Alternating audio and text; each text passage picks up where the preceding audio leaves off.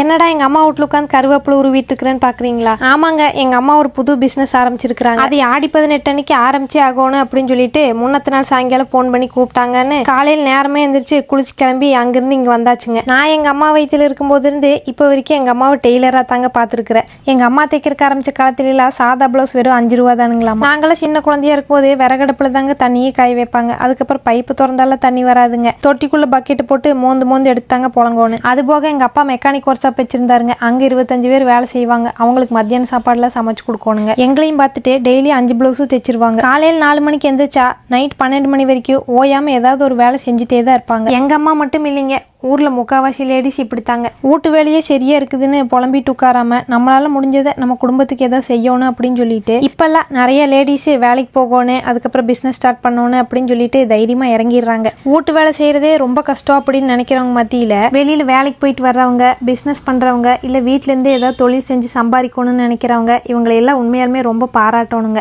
வயசாயிருச்சேன்னு எங்க அம்மா முடங்கி கிடக்காம எங்க அப்பா இறந்ததுல இருந்து இப்போ வரைக்கும் என்னால முடிஞ்ச வரைக்கும் சம்பாரிச்சு சாப்பிட்டுக்கிறேன் அப்படின்னு சொல்றதோட நிறுத்தாம அதுக்கு என்னென்ன பண்ணணுமோ அதையெல்லாம் செஞ்சுட்டு இருக்கிறது பார்த்தா ஆச்சரியமா இருக்குதுங்க. கருவேப்பிலை பொடி, முருங்கை பொடின்னு எல்லாத்தையுமே செஞ்சு டேஸ்ட்டுக்கு எல்லாத்துக்கும் கொடுப்பாங்க. டேஸ்ட் சூப்பரா இருக்குங்க. ஆர்கானிக்கா வேற செய்யறதாச்சுங்களா, அதனால எனக்கு வேணும் உனக்கு வேணும்னு எல்லாரும் கேட்கறாங்கன்னு சொல்லிட்டு இதுவே ஒரு பிசினஸா ஸ்டார்ட் பண்ணிட்டாங்க. சரி, புதுசா ஒரு பிசினஸ் ஆரம்பிக்கிறாங்களே, சரி அந்த பிசினஸ்க்கு யூஸ்ஃபுல்லா இருக்கட்டுமே தாங்க இந்த ட்ரையிங் மேட்டை வாங்கிட்டு வந்திருந்தேன். ஓபன் பண்ணி கொடுக்குறனுங்க. எங்க அம்மா நானும் இதைத்தான் வாங்கணும்னு நினைச்சிட்டு இருந்தேன் அப்படின்னாங்க. கோதுமை, தானியங்க, வடகங்க இது எல்லாத்தையும் அழகா காய வச்சுக்கலாங்க.